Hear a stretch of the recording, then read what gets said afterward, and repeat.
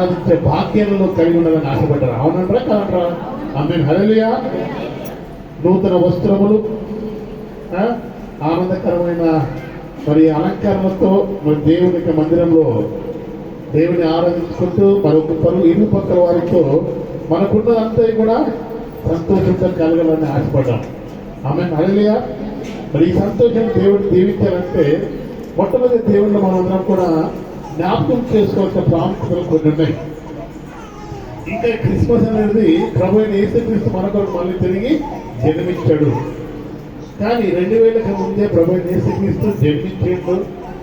ఆయన మన కొరకు లోకానికి కొరకు వచ్చి ఉండి లోకంలో అనేక కార్యములు జరిగించి మనందరి నిమిత్తమును ఆయన మరణ ప్రవృత్తులై తిరిగి లేచి తిరిగి రానైన దేవుని కొరకును ఆయన మన జ్ఞాపకం చేసి ఉన్నాడు.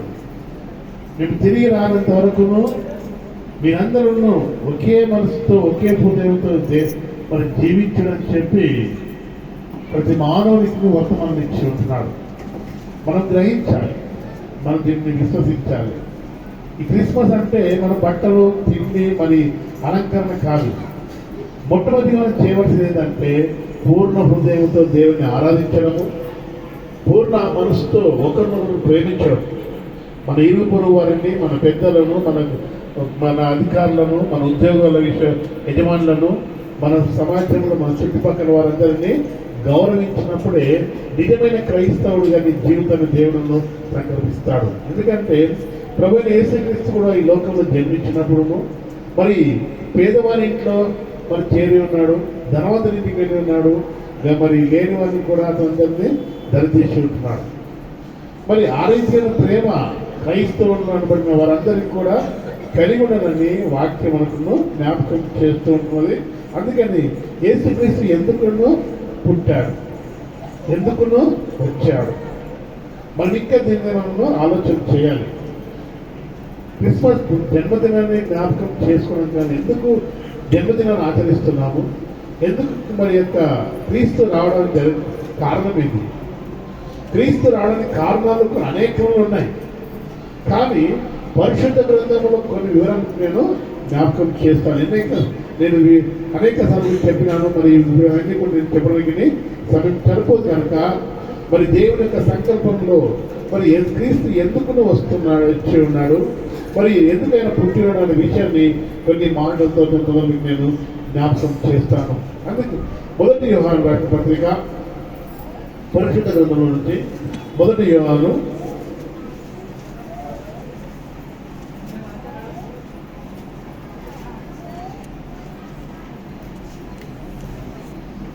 మొదటి యోహాను 3వ అధ్యాయము 5వ వచనం చూసుకుంటే దేవుని యొక్క వాక్యము మనకు పాపము తీసివేయటకై ఆయన ప్రత్యక్షమైనని నీకు తెలియను, ఆయన యందును పాపం ఏదీ లేదు, ఆయన యందును నిలిచున్న వాడు ఎవడును పాపము చేయడు, పాపము చేయవాడు ఎవడును ఆయన చూడలేదు, ఎరగలేదు. ఆమె హల్లెలూయా. దేవునికి స్తోత్రం.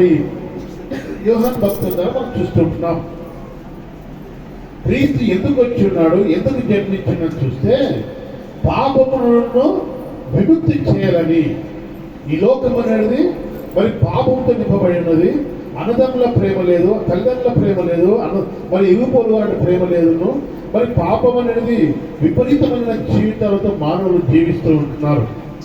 ఆ సమయంలో దేవుడును మరి దేవుడును ప్రవక్తను పంపించినాడు, మరి అదేవిధంగా సువార్తను పంపించినాడు. చివరికి తన ప్రియ కుమారుని యేసుక్రీస్తును కూడా పంపించినాడు. ప్రవక్తల మాటలను గ్రహించలేరు, సువార్తకుల మాటలను గ్రహించలేరును, యాజకుల మాటలు గ్రహించలేరును. మరి యేసుక్రీస్తు కూడా ఈ లోకానికి వచ్చి చెప్పి వెళ్ళి ఉంటున్నాడు. ఆయన ఎందుకు పుట్టినాడంటే మనుషుల్లో పాపం ఉండకూడదు, అందరూ సమానమైన జీవితం కలిగి ఉండాలి, అందరూ కూడా కొంతకాలం ఈ లోకంలో సంతోషంగా జీవించే దినము మరణించవలసిన ప్రాముఖ్యమైన దినం ఉంటుంది. ఒక యాత్రను ముగించుకోవాల్సింది. ఈ యాత్ర తర్వాత ఈ లోకం వదిలిన తర్వాత ఏ దేహంలో నుంచి మరి ఆత్మ ఇస్తుందో ఆత్మ దేవుని ఎద్దకు తిరిగి వెళ్ళాలి. ఆ ఆత్మ దేవుడు అనుగ్రహించాడు కనుక దేవుని ఆత్మ దేవుని ఎద్దకు చేరాలంటే నీ యొక్క ఆత్మను దాన్ని జాగ్రత్తగా పరిశీలించుకోవడానికి మనం జ్ఞాపకం చేస్తుంటున్నాము. ఈ జన్మదినంలో దేవుడికి మనకు పిలువబడినంటే పాపం అనే జీవితాన్ని వదులుకోవాలి. పాపం గల వాడును క్రీస్తును ప్రేమించలేడు అని చెప్తుంటున్నాడు. ఆమె హల్లెలూయా. పాపం అనే జీవితం కేవలం కలిగి ఉంటే ప్రభుల వలన ఎదగలనే విషయాన్ని వాక్యం సెలవిస్తుంది. ఇక తర్వాత మనం గమనిస్తాము, ధనవంతులను ఇష్టాంతరమైన జీవితం లోకంలో జీవించున్నాడు. ఆయన మరణము తర్వాత ఆయన పరలోకానికి వెళ్ళలేకపోయినాడు. దేవుడికి ఇష్టడుగా ప్రేమికుడుగా మరి సమానంతో పేదపడైన జీవితం కలిగిన లాజరు మరణించినప్పుడు ఆయన మరణము దేవదూతలను తన ఆత్మను తీసుకొని పరిశుద్ధమని అబ్రహామున ఉంచినట్టు చూస్తున్నాం. అందుకని పాపములను వదిలివేయడానికి, పాపమును దూరం చేయాలని, పాపమును లోకములో ఉండకూడదని ఈ లోకమును దేవుడును తన ప్రేమతో నిర్మించి ఉన్నాడు. దేవుడు తన ప్రేమతో లోకాన్ని ఏర్పరచున్నాడు. ఆయన పలికిన మాట ద్వారా ఈ 6 దినములలో సమస్తమును కలిగి ఉన్నాయి. ఆయన పలికిన దినము, ఒక దినమును సూర్యుడి కమ్మన్నప్పుడు సూర్యుడు వెలుతురు కలిగి ఉంటున్నది. ఆకాశము భూమిని కలిగి చూస్తున్నాము. నీరును భూమిని వేరు చేసినట్టు చూస్తున్నాము. మరి మా సమస్త జంతువులను దేవరాశులను కూడా ఏర్పరిచి అందులో మట్టిని పిసికి మానవుడిని చేసి ఉంటున్నాడు. ఈ మానవుని యొక్క స్వరతులలో ప్రభు యేసుక్రీస్తు తన ఊపిరి, దేవుడు తన ఊపిరి ఊది ఆయన మానవునిగా చేసి ఉంటున్నాడు. కనుక కొంతకాలము జీవించే మనసును కలిగిన మనమందరం కూడా అనేకమైన తప్పులతో జీవిత విధానాలను కొనసాగుతున్నాము. మరి అందుకే మొదటి పాపము హేబేలు కయ్యము చూస్తున్నాము. కయ్యము తన తమ్ముడైన హేబేలును చంపినట్లు చూస్తున్నాం. అంటే పాపము అక్కడ ప్రారంభమవుతుంది, మరణం చంపడం జరుగుతుంది. అవ్వను మరి సర్పము మరి పాపం నుండి తీసుకుని వెళ్ళింది. ఆ పాపం వల్ల వారు పొందుకున్న శిక్షణ ఆ ఏదైనా చూడడం భార్య బిడ్డలు కూడా బయటపడ్డారు. కనుక మరి దాని పాపము దాని యొక్క ప్రాయచిత్తమే మరి ఈ లోక రీతికి మరి ఎంతో పాపం నిండిపోవడం వల్ల చివరికి తన కుమారుని యేసుక్రీస్తు లోకానికి పంపించినాడు. కనుక తను వచ్చి మరి లోకానికి వచ్చి మరి దేవుని అందరికీ చెప్పలేడు, కానీ వారితో కలిసినట్లుగా వారితో జీవించున్నాడు. ఒక కన్యక గర్భం ముందు ఉద్భవించున్నాడు. మరి దేవదూత గాబ్రియేలుతో వచ్చి మరియమ్మను మాట్లాడినప్పుడు ఆ కన్యక ఎవరు రాను దేవుని విశ్వాసం గల స్త్రీ, మరి కన్యక స్త్రీ మరి దేవునితో మాట్లాడినట్టు చూస్తున్నాము. మరి దేవదూత మాటను విని ఇదిగో నువ్వు కుమారుని కందువు, అతను కనుదం అని చెప్పినప్పుడు ఆ మంటుంది అక్కడ ఏమంటుందంటే, నేను పురుషుని ఎరగిన దానిని నేను కుమారుడిని అప్పుడు పరిశుద్ధ ఆత్ముడు అనేవాడు దేవుడు మరి నీకు నీ వర్తమానం పంపించున్నాడు, ఆత్మ నీలోకి వస్తుందని చెప్పినాడు. కనుక దేవుడు తన కుమారుని పరిశుద్ధ ఆత్మ ద్వారా మరి మరియమ్మ గర్భంలో ఉదయించినట్టు చూస్తున్నాం. ప్రసోదనం నేనే ఆ తర్వాత కుమారుడు జన్మించినది మనకందరికి తెలుసు. కనుక అతను పెద్దగా అయిన తర్వాత మరి ఆయన దేవాలయంలో ప్రజల శాస్త్రవేత్తలను పరిశీలితులను అనేక వేదలతో కూడుకుని పెద్దవారితో కూర్చొని మరి కొన్ని మాటలను మాట్లాడుతూ వాళ్ళతో తంత్రాలు చేసినట్టు చూస్తున్నాము. అయితే వారి ప్రశ్నలకు జవాబులు చెప్తూ తన ప్రశ్నలకు జవాబులు చెప్పిన వారుగా మనకు గమనిస్తున్నాం. అంటే పాపము ఎలా నిండిపోతుందనే దానిని మనం చూస్తున్నాం. అక్కడ పాపము నిండిపోవడం వల్లనే యేసుక్రీస్తు మరి వారికి జవాబులు ఇస్తూ వచ్చున్నాడు. కనుక పాపము మార్చడానికి ఈ లోకంలో ఎంతగానో ప్రయత్నం చేస్తున్నాడు. ఆ ప్రయాసం అంతా కూడా వ్యర్థమైపోయింది.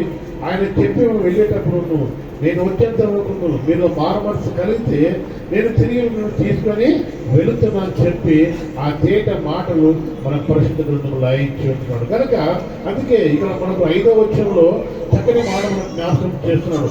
పాపములను తీసివేయటకై ఆయన ప్రత్యేకమైన మీకు తెలియదు. కనుక ప్రభు యేసుక్రీస్తు దేనికోసం వచ్చిన లోకానికి పాపములను తీసివేయటం విడుదల చేయాలి.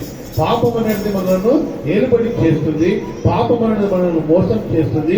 పాపము ద్వారా మనలో మనలో ఒకరికొకరు మన అసూయలు పెంచుకుంటున్నాము.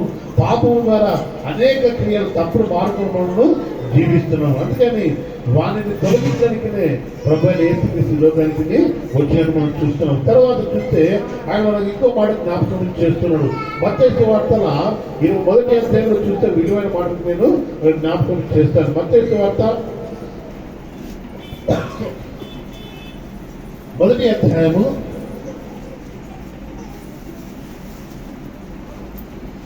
21వ వచనం దయచేసి. ఆయన ఒక కుమారుని కనును తన ప్రజలను వారి పాపము నుండి ఆయన రక్షించున్నాడు. హల్లెలూయా. చూడండి, ప్రజల యొక్క పాపమును ఆ యొక్క స్త్రీ మరి కన్న స్త్రీ మరి ఆ యొక్క గర్భము ధరించిన స్త్రీ ఆమె కుమారుడిని కని ఆయన అనేకుల యొక్క మానవుల యొక్క రక్షించడానికి ఎంతగానో ప్రయాసం చేస్తున్నాడు. లోకమంతలో ప్రతి మానవుడిని రక్షించాలని వారి గురించి ఎంతగానో ప్రజల ఎదురుకు వెళ్ళినాడు. మరి దేవుడు తండ్రి యొక్క రాజ్యం గురించి సువార్తను ప్రకటించినాడు, మంచి మార్గంలో నడవడానికి చెప్పినాడు. కానీ వారు గ్రహించలేక అతనికి సిలువను అప్పగించినట్టు చూస్తున్నాం. కనుక ఆ చివరి ప్రేమలో కూడా మనందరినీ ప్రేమించమని, అందరినీ క్షమించినట్టుగా తన దేవుడిని వేడుకున్నాడు. కనుక ఈ రోజు మనం 2024లో యేసుక్రీస్తు చెప్పిన మాటలను మనం గ్రహించాలి.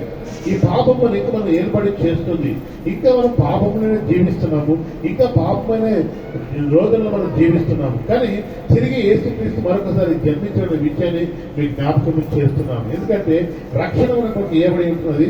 ఈ రక్షణ మనము జాగ్రత్త కాపాడుకోవాలి. ప్రతి మనిషి రక్షణను కాపాడుకున్నప్పుడే నిత్య లోకానికి, నిత్య రాజ్యానికి మనను వారసులు కలుగుతాడు. ఒకవేళ రక్షణ లేని మన జీవితం అనుకొని మనం ఎన్ని మేలు చేసినా, ఎంత పుణ్యకార్యం చేసినా అవన్నీ కూడా వ్యర్థమైన విషయాన్ని వాక్యం మనకు జ్ఞాపకం చేస్తుంది. కనుక పాపము నుండి రక్షించడానికి యేసుక్రీస్తు లోకానికి వచ్చి ఉన్నాడు. ఆయన జన్మించున్నాడు, ఆయన మనతో జీవించున్నాడు.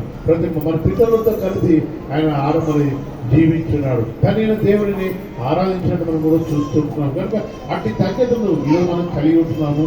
ఆయన ఆదరణకర్త మనకు అనుగ్రహించి వెళ్ళి ఉన్నాడు. ఈ ఆదరణకర్తతో కలిసి తన దేవుని మనము ఆరాధించున్నాం. ఆమె హల్లెలూయా. కనుక మన ప్రవర్తన మార్చుకుందామండి. ఇంకా పాపమైన జీవితం కలిగి ఉంటే ఈరోజు దానిని పూర్తిగా విడుదల చేయటమండి. మనం పెద్దలను గౌరవించకపోతే దాన్ని మనం మనసును ఒకసారి పడదామండి. ఎందుకంటే 24 సంవత్సరాలు అయితే యేసుక్రీస్తు 2000 ముందు జన్మించున్నాడు. మరి ఇంతకాలం వరకు మనం చూస్తూనే ఇంకా ఆరాధన చేస్తూనే ఉంటున్నాం. కనుక నిజం మనం కనుగొనకుంటే అదంతా కూడా వ్యర్థమే అని వాక్యం మనం సెలవిస్తుంది. నీవు నిజం కనుగో, పరిశుద్ధ ఆత్మను నువ్వు కనుగొన్నప్పుడే నీవు చేసే ప్రతి మేలుకరమైన విషయాలు దేవుడు నేను జీవిస్తుంటాడు. ప్రతి ఆరాధనలో నీకు ఆరాధనగా దేవుడికి అండగా ఉన్న వాక్యము నీకు అండగా ఉంటుందని చెప్తున్నాం. కనుక వాక్యాన్ని మనం నమ్ముతున్నాము. వాక్యానుసరణ జీవనంలో మనం సరి చేసుకోవాలి. ప్రభువైన యేసుక్రీస్తు జన్మించున్నాడు. ఆయన జన్మించిన జన్మలో నాకు నేర్పిన మా పితరులకు ఇచ్చిన లేఖనములను మేము అందరూ దాన్ని అనుభవిస్తున్నాము. ఈ అనుభవంలో మేము నేర్చుకుంటున్న మన సత్యాన్ని మనము గమనించాలి. ఎందుకంటే ఉదాహరణకి చిన్న విషయం నేను జ్ఞాపకం చేస్తాను. ఒక యాపిల్ పండు ఉంది. ఈ యాపిల్ పండును నీ తినాలని నీకు తెలియదు. కానీ నీ తల్లిదండ్రులు వాళ్ళ తల్లిదండ్రులు వాళ్ళ తల్లిదండ్రులు వాళ్ళ తల్లిదండ్రులు వాళ్ళ తల్లిదండ్రులు చూస్తే చివరికి వస్తే అది దేవుడి యొక్క సంకల్పంలో తినబడడం మనం చూస్తూ ఉంటాము. కనుక మనకు ఎవరైనా చెబితే కానీ దానికి రుచి మనము గమనించలేము. మన ప్రభువైన యేసుక్రీస్తు జన్మదినాన్ని కూడా ఆ రుచి మనం ఎరగాలి. ఈ సంతోషాన్ని మనం సంతోషించుకోవాలంటే ప్రభుని ముందు అంగీకరించుకోండి. ప్రభుని యొక్క మాంసము గుండెలో ఆ యొక్క ద్వారము తెరిచి ప్రభుని స్వీకరించుకో. ఆ మొదటి గుడి దేవునికి నీవు అంకితం చేయి. నీలో దేవుని ఆరాధించే మనసు కలిగి నూతన క్రైస్తవునిగా క్రిస్మస్ అనే క్రీస్తు జన్మించాలనే ఆలోచనతో నీ కొనసాగించు, నీ ప్రార్థన జీవితం కొనసాగించు. నీవు అనుకున్నదన్నీ కూడా నీకు అనుగ్రహించబడదు. అందుకే లూకా సువార్తలో సిమియోను మనం చూస్తూ ఉంటాము. ఆయన వృద్ధి కాలం వరకు జీవితం గడిపి ఉన్నారు. వాడు దేవుని యొక్క ఆలయంలో పనివాడిగా ఉన్నాడు. ఆయన పరితలంలో దేవుని యొక్క సంకల్పమును మనము చూస్తున్నాం. దేవుడు వాటిని దీవించినట్లుగా వారి గర్వపరము కూడా ఆశ్రయించడం మనము చూస్తుంటాం. కనుక మన జీవితంలో మన పిల్లలు మన కుటుంబంలో బాగుపడమంటే మనం ఈ క్రిస్మస్ ఆనందాన్ని ఏ విధంగా ఆచరిస్తున్నామో ఎల్లప్పుడూ ప్రభునందులను ఆనందించమంటున్నాం. ఆమె హల్లెలూయా. ఈ ఒక్కరోజు క్రిస్మస్ కాదు, నీ జీవితకాలం అంతా కూడా క్రిస్మస్. నూతన దినము, నూతన జీవితము, నూతన మార్పు, నూతన సత్యాన్ని మనం గ్రహించుకోవాలి. ఎప్పుడైతే ఆ సత్యాన్ని మనం గ్రహించుకుంటామో క్రిస్మస్ అనే మాటను మన నీ జీవితంలో వెలిగింపబడుతుంది. ప్రభువైన యేసుక్రీస్తును ఉదయించినట్టు మనకును వాక్యం మనకును జ్ఞాపకం చేస్తాం. అందుకని అపొస్తలుల కార్యంలో 10వ అధ్యాయంలో మనతో మాట్లాడతాడు. అపొస్తలుల కార్యము అపొస్తలుడైన పౌలు మనతో మాట్లాడుకుంటున్నాడు. దయచేసి 10వ అధ్యాయము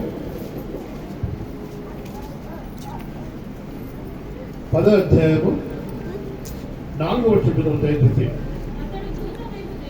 అతను దూత వైపు తేరుచూచి భయపడి ప్రభువా ఏమని అడిగాడు. అందుకు దూత, నీ ప్రార్థనలను నీ ధర్మ కార్యములను దేవుని సన్నిధిని జ్ఞాపకం చేసుకొచ్చాము. ఆమేన్. హల్లెలూయా. చూడండి, ఇక్కడ చక్కటి మాట మనకు జ్ఞాపకం చేస్తాం. అంటే మరి కొన్నేరు యొక్క జీవితాన్ని మనం చూస్తాము. కొన్నేరు ప్లేస్ లో ఈ క్రిస్మస్ నీ పేరు పుచ్చుకో. కొన్నేరు ప్లేస్ ఏం చేయాలి, నీ పేరు రాసుకో. కొన్నేరు ఏం చేసినట్ట, ఆయన దేవుని సన్నిధిని, నీ ప్రార్థనలను, నీ ధర్మశాస్త్రాన్ని, ధర్మ కార్యములను దేవుని సన్నిధిని చేసుకున్నట్టు.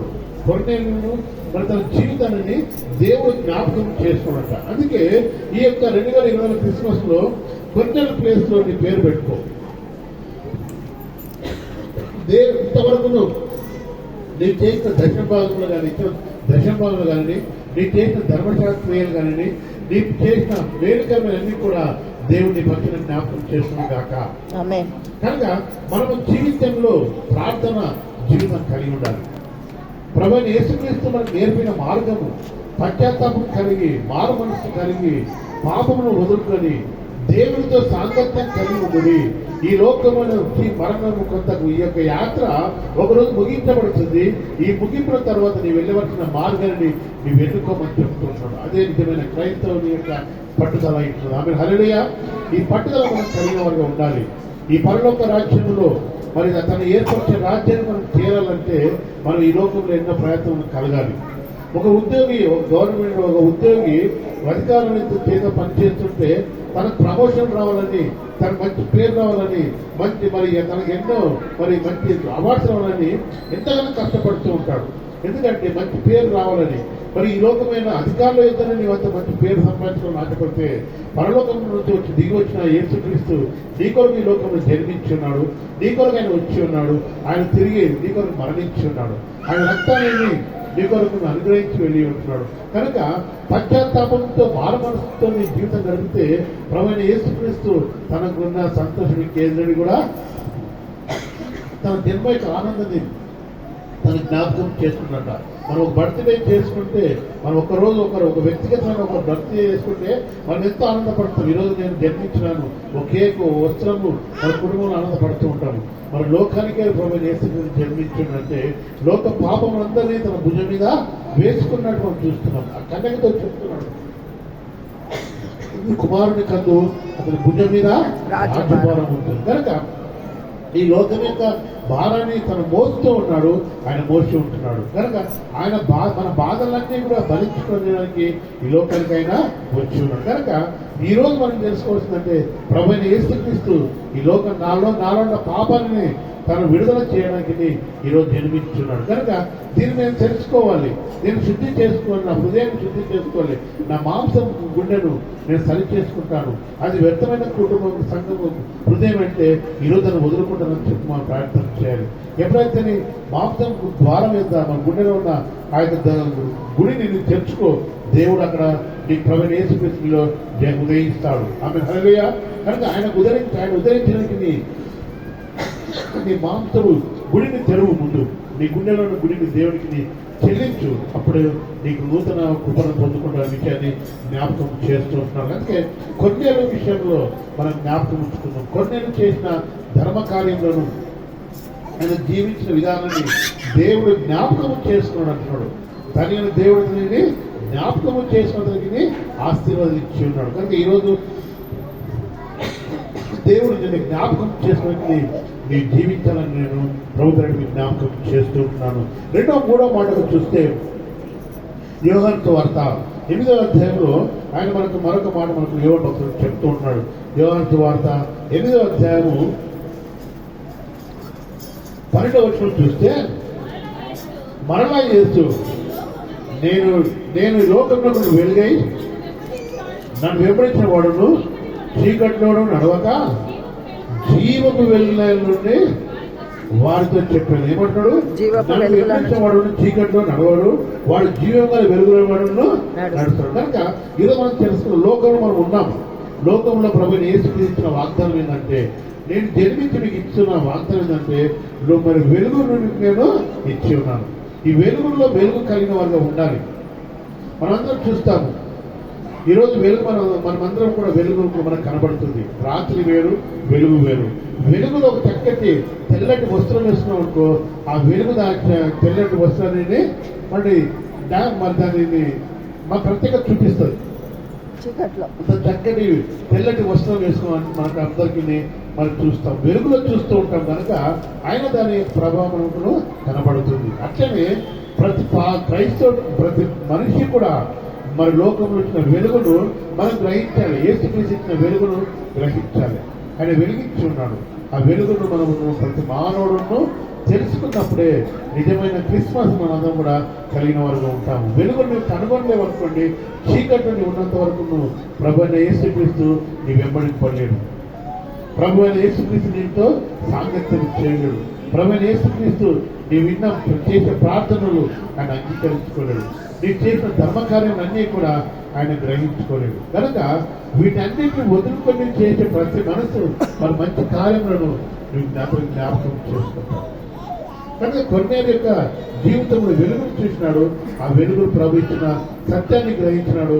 ఆ సత్యాన్ని జీవించినందుకే పరిశుద్ధ గ్రంథముల పేరును రాయబడి ఉంటుంది. కనుక నిజంగా మన పేరు పరిశుద్ధ గ్రంథం రాయడం కన్నా జీవ గ్రంథంలో మన పేరు రాయబడినదని ఆ సత్యం తెలుసుకోవాలి.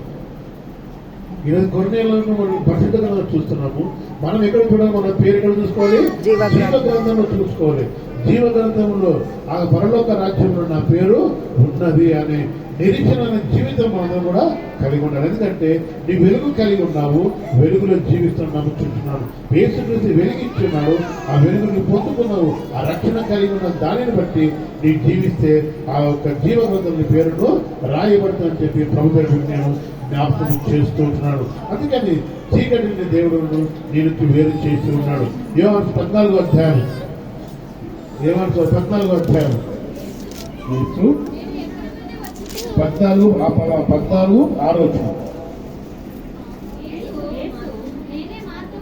నేనే మార్గము సత్యమును జీవమునైనాను, నా ద్వారా తప్ప ఎవరును తండ్రి యొద్దకు రాడు అని చెప్పి యేసుక్రీస్తు ఈ లోకంలో జన్మించిన తర్వాత ఆయన ఎదిగి పెద్దవాడై ప్రజలతో మాట్లాడుతున్నాడు. ఆయనతో సావాసం చేస్తున్నాడు.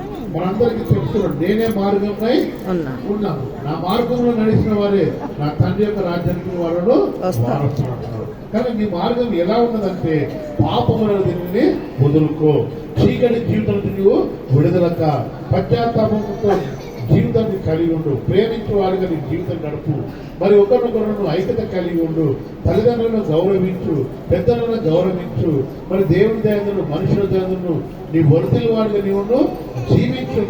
కలిగినప్పుడే మంచి మార్గము నీవు ఎన్నుకున్నవాడు అవుతాను. అందుకే నేనే మార్గంలో సత్యముడు ఈ మాటలు చెప్తున్నాను, వినండి. ఈ మాటలను మీరు గ్రహించుకుంటే నేను వెళ్లే మార్గంలో మీరు వస్తే నా తండ్రి యొద్ద ఉన్న స్థలంలో మీరు కూడా ఉంటున్నాను. నాకు హల్లెలూయా, నేనుండి స్థలంలో మీరు తీసుకుని వెళ్తానని చెప్పి వాక్యదాన్ని జ్ఞాపకం చేస్తున్నాను. కనుక నేను కూడా ఈ క్రిస్మస్ ఆనందంలో ప్రభు యేసుక్రీస్తు ఇచ్చిన వర్తమానాలను గ్రహించి ఆయన వాక్యాన్ని వెలుగున జీవితంలో మనం కొనసాగినప్పుడే పరలోక రాజ్యాన్ని మనం వెళుతాము. ఈ లోకంలో ఉన్నట్టు చీకటి మనం దూరం చేసుకుంటామని చెప్పి ప్రభు నన్ను జ్ఞాపకం చేస్తున్నాడు. అపొస్తలుల కార్యము 4వ అధ్యాయం 2వ వచనంలో అపొస్తలుల పౌలు ఇంకో చక్కని వివరణ మనకు ఇస్తూ ఉంటున్నాడు. అపొస్తలుల కార్యము 4వ అధ్యాయం వారు ప్రజలకును బోధించుటయు యేసును బట్టి మృతులలో నుండి పునరుత్థానం కలగను ప్రకటించుటయు చూసి కలవరపడి వారి మీదకి వచ్చి వారికి బలత్కారమును కట్టుకొని సాయంకాలమైన మరునాటి వరకును వారిని కాపాడారు. చూడండి, మనం జాగ్రత్తగా చూసుకుంటే ఆయన మనకు జ్ఞాపకం చేస్తుంటున్నాం. అపొస్తలుల కార్యంలో మనం చూస్తుంటున్నాం.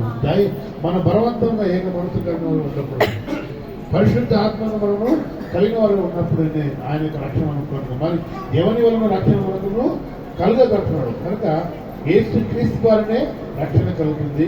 ఈ రక్షణ మనం కలిగి ఉంటేనే పరలోకానికి మనం వెళ్తాం. పరలోకానికి వెళ్ళాలనుకుంటే ఈ 2024 తెలుసుకోవాల్సింది ఏంటంటే, నేను సంపూర్ణమైన రక్షణ జీవితాన్ని నేను కలిగి ఉన్నాను. రాబో దినములలో నేను వెలుగుకరమైన జీవితాన్ని నేను జీవిస్తూ పరలోక రాజ్యాన్ని ఎదుర్కొనే బిడ్డగా నేను జీవిస్తానని ఆశ మనం కలిగిన వారిగా ఉండాలి. నేడు మన ఆయుష్ ఎవరికి తెలియదు. మన జీవితం ఎంత మరి గడ్డికి పోలుస్తూ ఉంటున్నాడు. ఒక పువ్వు వికసిస్తుంది, అది సాయంత్రం అది వాడిపోతుంది. కనుక మనం సరైన మార్గంలో ఈ 2024లో మీరు సరిదిద్దుకోండి. జీవితంలో తప్పులు కలిగి ఉంటాయి. ఈ క్రిస్మస్ యొక్క సందేశం అంటే ఈరోజు మనం సరిదిద్దుకోవడమే. ఆయన వెలుగును మనం పొందుకోవడానికి ప్రయత్నం చేయటం ఉంది. ఇవన్నీ దక్షిణ భావించిన మరి దేవుడి కార్యం వెళ్ళి పాల్గొన్నా, నీకు రక్షణ లేకుండా చేసిన అయితే కూడా వెళ్తామని చెప్పి వాక్యం మనకు జ్ఞాపకం చేస్తుంది. కనుక మరి దేవుని ప్రణాళిక ప్రకారంగా మనమందరం కూడా దేవునికి విధేయత కలిగి 5వ అధ్యాయం చూస్తే రోగుల రంగ పత్రిక 5 రోమ 5:8 వచ్చి చూస్తే, అయితే దేవుడును మన ఎడల తన ప్రేమను వెల్లడిపరిచి ఉన్నాడు. ఆమె హల్లెలూయా. ఏం చేస్తున్నాడు? తన ప్రేమను వెల్లడిపరిచి ఉన్నాడు. ఎట్లనగా మనం ఇక్కడ పాపలను ఉండగానే క్రీస్తు మన కొరకును చనిపోయాడు. కనుక మన జీవితంలో సరిచేయడానికి ఆయన ఈ లోకానికి వచ్చాడు. ఆయన ఇంకా మన పాపము బట్టే ఆయన మరణించున్నాడు. ఆ పాపము ఏంటంటే తన రక్తం ద్వారా మనకు శుద్ధి చేయాలని ఆయన తన రక్తాన్ని మనకు ధారపోస్తున్నాడు. కనుక మనుషుల యొక్క రక్తం మరి దేవుని యొక్క రక్తం ద్వారా మన ప్రభువైన యేసుక్రీస్తు రక్తం ద్వారా మనందరం కూడా శుద్ధి అయితున్నాము. ఒక గొర్రెల మన రక్తం ద్వారా కానీ, ఒక దూడ రక్తం ద్వారా కానీ, ఒక పావురపు రక్తం ద్వారా కానీ, ఒక కోడి రక్తం ద్వారా కానీ ఏ పాపం ఎవరిని కూడా పోవని చెప్పి వాక్యం మనం జ్ఞాపకం చేస్తుంది. కనుక మనుషుల యొక్క జంతు యొక్క రక్తం ద్వారా పాపములను కడుక్కోలేము. కానీ నేను విశ్వసించిన యేసుక్రీస్తు యొక్క శరీరం రక్తం పాల్పం పొందుకు నడిస్తే పాపం అనే జీవితాన్ని విడుదల చేసుకుని వెలుగులను క్రీస్తు దేవుడిన ఆనందాన్ని నీ జీవితకాలం అంతా కూడా కొనసాగించాలని ప్రభుత్వం మనం జ్ఞాపకం చేయలేదు. నీ ఎందు నేను ఉంటాను అంటున్నాడు. నువ్వు నా ఎందుంటే నేను నీ ఎందు ఉంటాను. ఈ వెలుగుని కలిగిస్తాను. నీ జీవితం నేను కొన్ని లోకంలో జీవిత కాలము నీకు తోడైంటానని చెప్తాను. కనుక ఈ సత్యాన్ని మనం గ్రహించాలి. నీ పేరు మనం దేవుని యొక్క నామం బట్టి సంతోషమైన క్రిస్మస్ మనము దేవుడు మనం జన్మించి ఇచ్చిన వాగ్దానం మనం గ్రహించాలి. కనుక ఎప్పుడైతే ఈ వాక్యాన్ని గ్రహించుకుంటావో పరలోకం అన్నట్టు 9వ కాబట్టి ఆయన రక్తం వల్ల ఇప్పుడు నీతిమంతులుగా తీర్చబడి మరింత నిశ్చయముగా ఆయన ద్వారానే ఉగ్రత నుండి రక్షింపబడి ఉన్నాం. కనుక ఆయన ఉగ్రత నుండి మనందరికీ దేవుడును తప్పించి ఉన్నాం. కనుక అందుకే క్రిస్మస్ ఆనందంలో ఈ రీతి మనం కూడుకుని ఉంటున్నాం. ఆమె హల్లెలూయా. ఆయన ఉగ్రత లేదు కనుక ఆయన మనం ప్రేమిస్తున్నాడు, ఇంకా ప్రేమిస్తున్నాడు, ఇంకా ప్రేమిస్తని చెప్పి వాక్యం మనకు జ్ఞాపకం చేస్తుంది. కనుక నా ప్రియ సహోదరుడ, మన పాపము వదులుకోవడానికి ప్రయత్నం చేస్తామండి. పశ్చాత్తాపంతో దేవుని యొక్క సన్నిధంలో జీవితం గడుపుతూ ప్రతి దినము క్రిస్మస్ అనే ఆనందం అనే క్రీస్తు నీ కొరకు జన్మించిన ఆనందంతో నీ జీవితాన్ని కొనసాగించాలని ప్రభు మీ జ్ఞాపకం చేస్తున్నాను. అందుకని కీర్తన దావీదు 2వ మాట మనం చూస్తే, కీర్తన దావీదు ఏమంటారు? చక్కని మాట మనకు తెలియపరుస్తున్నాడు. కీర్తన గ్రంథము 111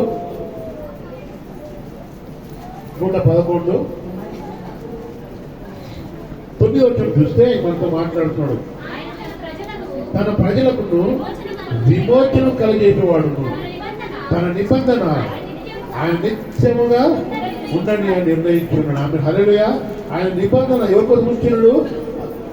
ఆయన నిబంధన ఆయన విమోచించే వాళ్ళందరికీ కలిగజేసి ఉంటున్నాడు. కనుక దేవుని వాక్యము ప్రతి దినం మనతో ఉంటుంది, మన జేబులో ఉంటుంది, మన ఇంట్లో ఉంటుంది, మన హృదయంలో ఉండాలి. నీ చేత ఉన్నది ప్రయోజనం కాదు, నీ గూట్లో పెట్టిన ప్రయోజనం కాదు, నీ యొక్క ఇంట్లో పెట్టిన ప్రయోజనం కాదు. కానీ దేవుని వాక్యం నీ హృదయం నింపుకో. ఆ విమోచకుడు కలిగజేస్తున్నాడు. దేవునికి విమోచన కార్యంలోను నీ పక్షం ఉంటాడు. అందుకే పై వచ్చం అంటాడు, రెండవ వచ్చం అంటాడు, యెహోవా క్రియలు గొప్పవి, వాటి అందరూ ఇష్టం కల వారందరూ వాటిని విమోచిస్తారు. కనుక ఎవరికి ఇష్టం కలిగి ఉన్నాము, క్రీస్తు ప్రేమను కలిగి ఉన్నాము,